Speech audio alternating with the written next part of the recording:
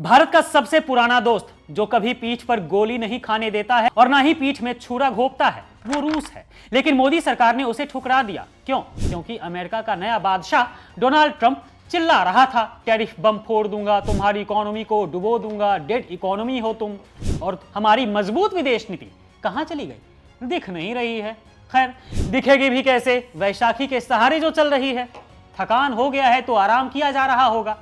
भारत ने इतिहास में पहली बार यूएस से एलपीजी का 2.2 मिलियन टन प्रति साल का सौदा साइन कर लिया, वो भी सिर्फ एक साल का, जो मजबूरी की डील है, क्योंकि ये ऐतिहासिक डील तो कतई नहीं है।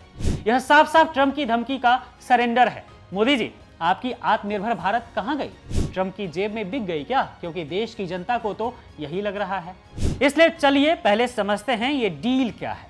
भारतीय पब्लिक सेक्टर की तेल कंपनियां जैसे IOCL, BPCL, HPCL, इन्होंने यूएस के गल्फ कोस्ट से 2.2 million metric ton LPG import करने का कॉन्ट्रैक्ट साइन किया। ये भारत के कुल एलपीजी इंपोर्ट्स का करीब 10% है। पेट्रोलियम मंत्री हरदीप सिंह पुरी चहकते हुए कह रहे हैं, देश की ऊर्जा सुरक्षा मजबूत हो गई। लेकिन दोस्तों, ये पहली बार है जब हमने दोस्त रूस को छोड़ यूएस पर निर्भर होने का फैसला लिया। पहले हम रूस से सस्ता भरोसेमंद सप्लाई लेते थे, लेकिन अब ट्रंप के दूसरे दौर में जनवरी 2025 से ही उन्होंने भारत के खिलाफ टैरिफ युद्ध छेड़ दिया। 50% तक टैरिफ बढ़ा दिए। कहा, रशियन ऑयल गैस छोड़ो वरना तुम्हारी एक्सपोर्ट्स को नेस्तनाबूद कर दूंगा। और मोदी सरकार वो तो डर गई ना।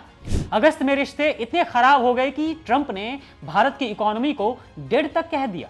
बेइज्जती हुई, लेकिन हमारी मोदी सरकार चुप रही। क्यों? क्योंकि हमारी एक्सपोर्ट्स जैसे टेक्सटाइल से लेकर ज्वेलरी तक दांव पर है। वजह कौन है? मोदी सरकार और उसकी घटिया विदेश नीति। मोदी सरकार की विदेश नीति पर सबसे बड़ा सवाल यह है कि जब ऊर्जा और भू राजनीतिक मोर्चे पर रूस जैसा पुराना और भरोसेमंद दोस्त हमारे साथ खड़ा है, तब हम उससे मुंह मोड़कर अमेरिका को इतनी बड़ी डील क्यों दे रहे हैं? रूस ने हमेशा मुश्किल समय में भारत का साथ दिया है। ऊर्जा आपूर्ति के मामले में भी वह एक विश्वसनीय और दीर्घकालिक साझेदार रहा है। रूस से तेल और गैस खरीदना न केवल सामरिक रूप से बल्कि मूल्य स्थिरता के दृष्टिकोण से भी भारत के लिए बेहतर रहा है। वहीं अमेरिका की ऊर्जा नीतियां और विदेश नीति अक्सर अस्थिर रही है।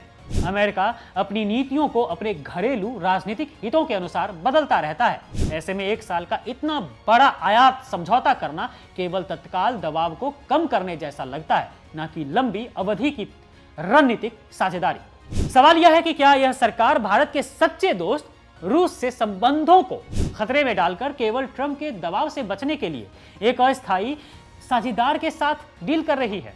अगर हमारी विदेश नीति इतनी कमजोर है कि हम दबाव में अपने राष्ट्रीय हितों और दोस्तों को कुर्बान कर दे रहे हैं, तो फिर आत्मनिर्भरता और वैश्विक शक्ति बनने के दावे खोखले हैं, जो साफ दिख रहा है। यह डील साफ दिखाती है कि मोदी सरकार ट्रंप के टैरिफ दबाव के सामने झुक गई है। यह मजबूरी है, विदेश नीति की सफलता नहीं।